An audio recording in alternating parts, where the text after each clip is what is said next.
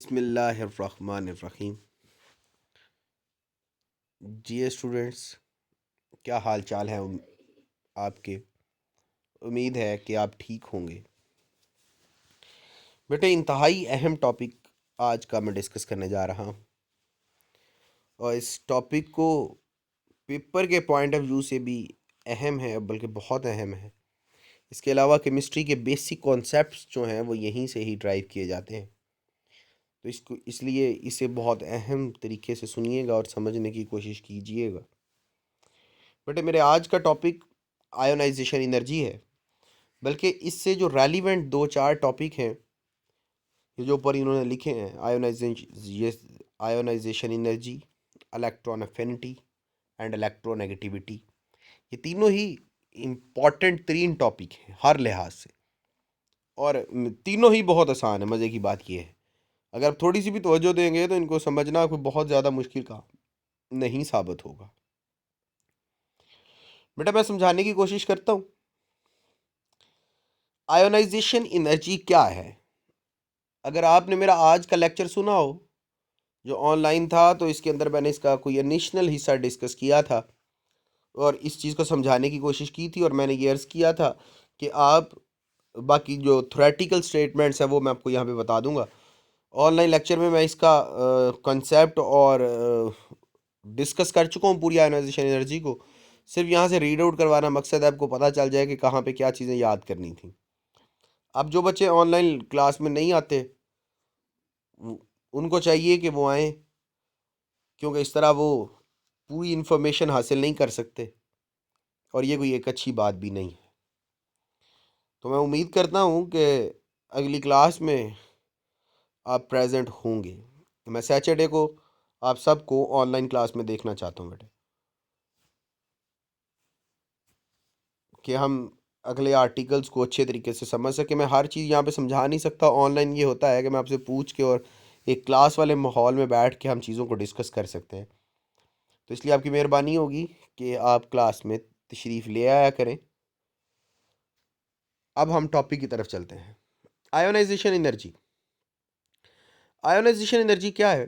जिस तरह मैंने आपको बताया था कि ionization energy of an element is the minimum energy. किसी भी एलिमेंट को वो वाली कम से कम एनर्जी रिक्वायर्ड जो उसको ज़रूरत होती है टू रिमूव एन इलेक्ट्रॉन, एक इलेक्ट्रॉन को बाहर निकालने के लिए, रिमूव करने के लिए, from its gaseous atom to form an anion. एक गैसेस एटम में से इलेक्ट्रॉन निकालने के बाद उसे आइन में कन्वर्ट कर देती है। This process is known as ionization. इस प्रोसेस को हम आयोनाइजेशन कहते हैं। जैसे कि यहाँ पे मैं दिखा रहा हूँ कि एम जी में से एक इलेक्ट्रॉन निकला है और एम जी के ऊपर पॉजिटिव चार्ज आया और एक इलेक्ट्रॉन बाहर मूव कर गया है, तो हम इसे आयोनाइजेशन एनर्जी कहेंगे। और अब यहाँ पे जो एनर्जी हमें लगानी पड़ी है, जो एनर्जी रिक्वायर थी यहाँ पे बेटा, वो मैग्नीशियम से एक इलेक्ट्रॉन बाहर निकालने के लिए जो एनर्जी लगानी पड़ी वो 738 किलो जॉल पर मोल एनर्जी है। मैं यहाँ पे रिपीट कर रहा हूँ अपनी बात को समझाने के लिए कि अगर हमारे पास कोई एक एटम है और गैस फॉर्म में है, तो मुझे यहाँ पे ये अब यही एक एटम समझें कि ये हमारे पास एक एटम है, और ये एटम किस फॉर्म में है बेटा? गैस फॉर्म में। किस फॉर्म में है जी? गैस फॉर्म में है। अब इसके अंदर ये इलेक्ट्रॉन्स हैं, ये इलेक्ट्रॉन है, ये इलेक्ट्रॉन है, ये इलेक्ट्रॉन है, ये सारे क्या हैं? इलेक्ट्रॉन है। अब ये गैसेस स्टेट में जो एटम है, अगर हम इसे एनर्जी दें और इस एटम को एनर्जी देने के बाद इसमें से ये वाला जो एक इलेक्ट्रॉन है, फर्ज करें अगर हम ये वाला इलेक्ट्रॉन बाहर निकाल लें, यहाँ से बाहर निकाल लें, तो बेटे यहाँ से बाहर निकालने के लिए जितनी एनर्जी आपको लगानी पड़ेगी, हम उस एनर्जी को आयोनाइजेशन एनर्जी कहते हैं। मैं ये कहने की कोशिश कर रहा हूँ कि किसी एटम में से इलेक्ट्रॉन निकालने के लिए जो एनर्जी दरकार होती है, जो एनर्जी हमें लगानी पड़ती है, हम उस एनर्जी को आयोनाइजेशन एनर्जी कहते हैं। Any problem?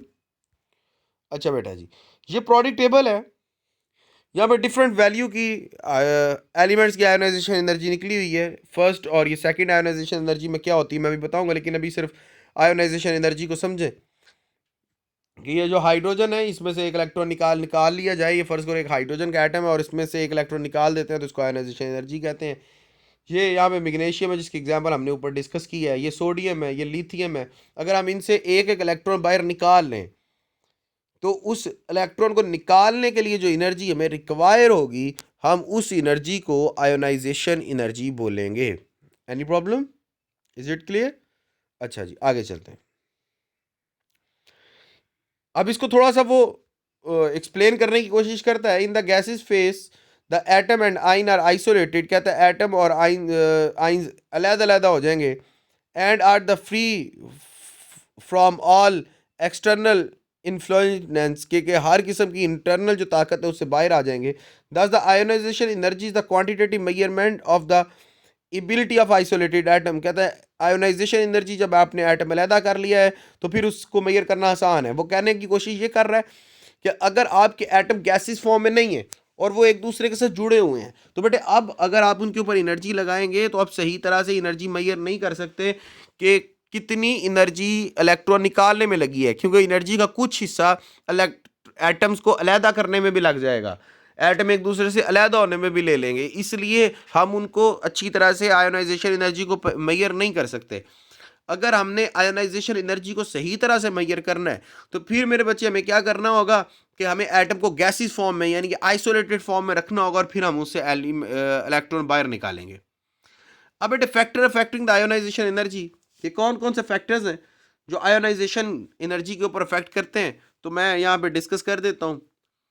4 एटम्स बड़े फैक्टर्स हैं जो यहाँ पे अफेक्ट करेंगे, जिनको वो यहाँ पे एक्सप्लेन करता है इन सारी चीज़ों के अंदर। मैं उसको, आप इसे रीड आउट करिएगा, मैं वो फैक्टर्स जो हैं वो यहाँ पे अभी डिस्कस कर देता हूँ।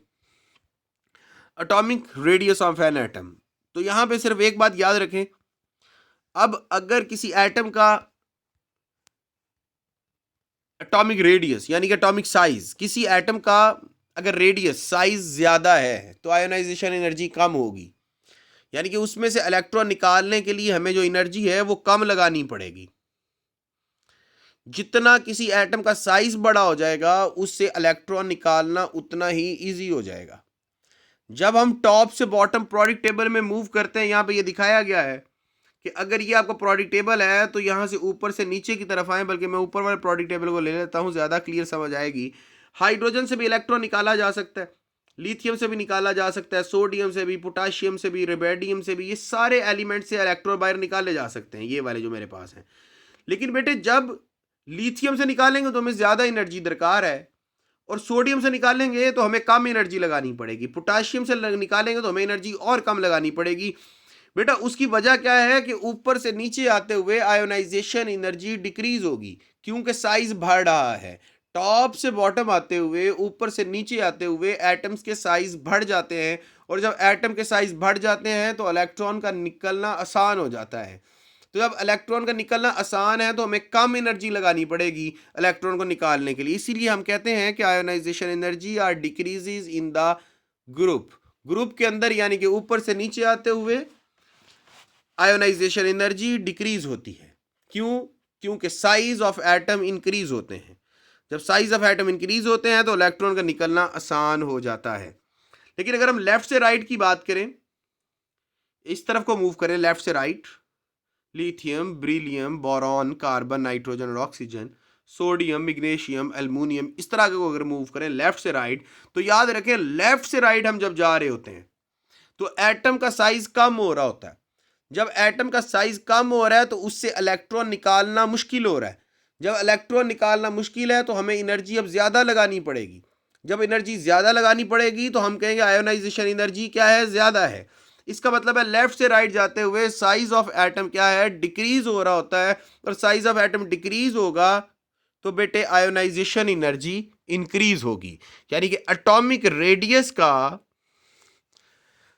आयोनाइजेशन एनर्जी से इनवर्स रिलेशन हुआ कि एटॉमिक रेडियस ज्यादा है तो आयोनाइजेशन एनर्जी कम है। यहां पे आप दो बातें सिर्फ याद रख लें जो आपको लिखनी है कि ग्रुप में टॉप से बॉटम आते हुए साइज ज्यादा हो रहा होता है, इसलिए आयोनाइजेशन एनर्जी कम हो रही होती है, और लेफ्ट से राइट जाते हुए प्रोडक्ट टेबल में साइज कम हो रहा होता है, इस वजह से आयोनाइजेशन एनर्जी ज़्यादा हो रही होती है। ये एटॉमिक साइज़ के साथ इसका रिलेशन था।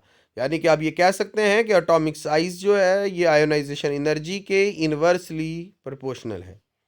उसके बाद अगर हम न्यूक्लियर चार्ज की बात करें तो न्यूक्लियर चार्ज का आयोनाइजेशन एनर्जी के साथ डायरेक्ट रिलेशन है। अगर आयोनाइजेशन एनर्जी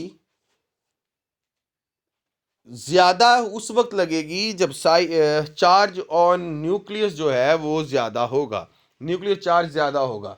याद रखें, न्यूक्लियस का जितना ज़्यादा चार्ज होगा उतनी किसी एटम से इलेक्ट्रॉन निकालना मुश्किल होगा, और जितना किसी एटम से इलेक्ट्रॉन निकालना मुश्किल होगा उतनी उसकी आयोनाइजेशन एनर्जी ज़्यादा होगी।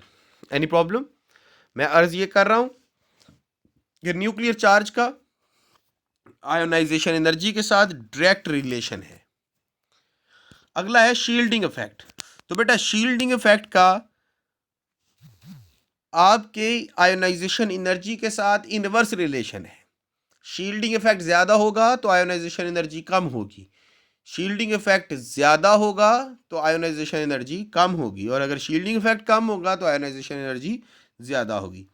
नेचर ऑफ ऑर्बिट, बेटा जितने ऑर्बिट कम होंगे उतनी आयोनाइजेशन एनर्जी भी कम होगी, और जितने ऑर्बिटल ज़्यादा होते जाएंगे उतनी आयोनाइजेशन एनर्जी भी ज़्यादा होती जाएगी। यानी कि अगर किसी एटम में एक शेल है तो उसकी आयोनाइजेशन एनर्जी ज़्यादा होगी, और अगर आप उसकी शेल बढ़ा देंगे तो आयोनाइजेशन एनर्जी जो है वो कम हो जाएगी। इसका मतलब है नंबर ऑफ शेल का, नेचर ऑफ शेल नहीं मैं अर्ज कर रहा, मैं कह रहा हूँ नंबर ऑफ शेल का। ये नेचर ऑफ शेल में आप लिखेंगे कि नंबर ऑफ शेल्स का आयोनाइजेशन एनर्जी के साथ इनवर्स रिलेशन है। कि नंबर ऑफ शेल बढ़ने से, शेल के नंबर बढ़ने से आयोनाइजेशन एनर्जी क्या हो जाएगी? डिक्रीज हो जाएगी। ये जो बातें मैं डिस्कस कर रहा था, अगर आप ये पैराग्राफ पढ़ेंगे तो आपको इनमें से सारी बातें मिल जाएंगी।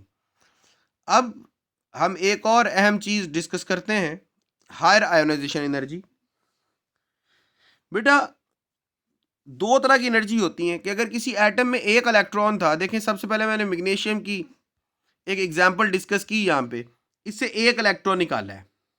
तो एक इलेक्ट्रॉन निकालने के लिए मुझे कितनी एनर्जी की जरूरत पड़ी है? 738 किलो जूल पर मोल।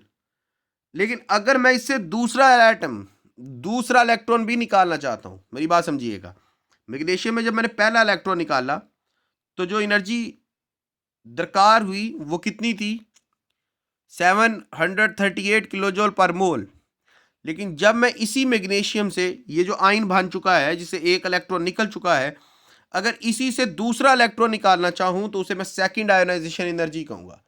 जब मैं पहला इलेक्ट्रॉन निकाला तो that is first ionization energy. लेकिन अगर मैं इस मैग्नीशियम से दूसरा इलेक्ट्रॉन भी निकालूंगा तो उसे मैं सेकंड आयोनाइजेशन एनर्जी कहूंगा, जो मैं यहां पे नीचे आपको दिखाई जा रही है जी। ये यानी कि यहां से अब दो इलेक्ट्रॉन इकट्ठे निकाले हैं। तो अब इन दो निकालने के लिए जो मुझे एनर्जी दरकार हुई है, पहला पहले निकल चुका है। अब आपने ना इस मैग्नीशियम के ऊपर, बुक वाले ने मिस कर दिया गलती के साथ, आपने मेरे बेटे यहाँ इस मैग्नीशियम के ऊपर पॉजिटिव साइन लिख लें। इस बुक वाले से गलत हो गया है कि ये देखें यहाँ पे ये जो पॉजिटिव मैग्नीशियम था, इसे पहला इलेक्ट्रॉन निकाला था, फर्स्ट आयोनाइजेशन एनर्जी। अब ये जो Mg+ है यही आपने ला के बेटा यहाँ पे लिखना है, ये खाली Mg नहीं है, Mg+ है। अब आप इससे एक इलेक्ट्रॉन और निकालेंगे। एक इलेक्ट्रॉन पहले निकाला था, एक इलेक्ट्रॉन ये निकाला है। एक इलेक्ट्रॉन निकाला था तो एक पॉजिटिव, दूसरा इलेक्ट्रॉन निकाला तो दो पॉजिटिव। लेकिन बेटा जब पहला इलेक्ट्रॉन निकाला था तो 738 किलो जूल पर मोल एनर्जी लगाई थी। दूसरा इलेक्ट्रॉन निकालने के लिए हमें जो एनर्जी लगानी पड़ी है वो 1450 किलो जूल पर मोल है। कि यानी कि पहला इलेक्ट्रॉन निकालना आसान था, सेकंड इलेक्ट्रॉन निकालना मुश्किल हुआ। यानी कि पहले में लगाने में आयोनाइजेशन एनर्जी कम थी, सेकंड इलेक्ट्रॉन निकालने में आयोनाइजेशन एनर्जी ज़्यादा लगानी पड़ी। क्यों? अब सवाल ये है, यहाँ पे ये हायर आयोनाइजेशन एनर्जी में लिखा हुआ है कि the energy required to remove and the electron after the removal of first electron. बेटा कहते हैं कि एक इलेक्ट्रॉन निकालना जबकि पहला इलेक्ट्रॉन उसे क्या कर चुके थे, हम निकाल चुके थे। Is called the second ionisation energy, और ये क्या होगी, ज्यादा होगी। इसीलिए इसी तरह हम जब तीसरी एक और इलेक्ट्रॉन निकालेंगे तो ये थर्ड आयोनाइजेशन एनर्जी होगी, और वो इससे भी ज्यादा होगी। बेटा क्यों, उसकी वजह ये है, वो इस पैराग्राफ में आप लिख रहा है, इसको आप गौर से पढ़िएगा, आपको बात समझ आ जाएगी। बेटा वो ये है कि देखें कि जब आपने किसी एटम से एक इलेक्ट्रॉन निकाल लिया है तो उसमें एक इलेक्ट्रॉन की कमी आ गई है, न्यूक्लियस की चार्ज जो है वो रिमेनिंग इलेक्ट्रॉन पे क्या हो गया है, ज्यादा हो गया है। देखो अगर किसी के पास कोई कोई भी एग्जांपल लें कि अगर किसी के पास 8 प्रोटॉन थे, उसमें 8 ही इलेक्ट्रॉन थे, और हर प्रोटॉन ने एक इलेक्ट्रॉन को पकड़ा हुआ था। अब आपने एक इलेक्ट्रॉन निकाल लिया, तो बेटा कितने इलेक्ट्रॉन रह गए, 7। प्रोटॉन कितने रह गए, 8। अब 8 इलेक्ट्रॉन ने 7 को पकड़ा हुआ है, यानी कि न्यूक्लियस की फोर्स ज्यादा हो गई है किसके ऊपर, रिमेनिंग इलेक्ट्रॉन से। इस वजह से यहां से इलेक्ट्रॉन निकालना क्या है, ज्यादा मुश्किल हो जाता है। Any problem. बेटा ये है कि हम कहते हैं कि हमारी जो सेकंड आयोनाइजेशन एनर्जी है वो फर्स्ट आयोनाइजेशन एनर्जी से क्या होती है, ज़्यादा होती है। उसकी वजह क्या है कि बाय द रिमूवल ऑफ, अगर आपको यहाँ से पैराग्राफ से ये वर्डिंग ना मिले तो जो मैं बोल रहा हूँ ये वर्डिंग लिख लें कि by the removal the first electron, by the removal of first electron, energy of nucleus on remaining electron are increases, so for the removal of second electron need more energy, so we say that second ionization energy greater than first ionization energy। बेटा ये हमारा आज का topic था, उम्मीद है कि आपको समझ आया होगा। अपना बहुत सारा ख्याल रखिएगा। अल्लाह हाफिज़, फ़ी अमानिल्लाह।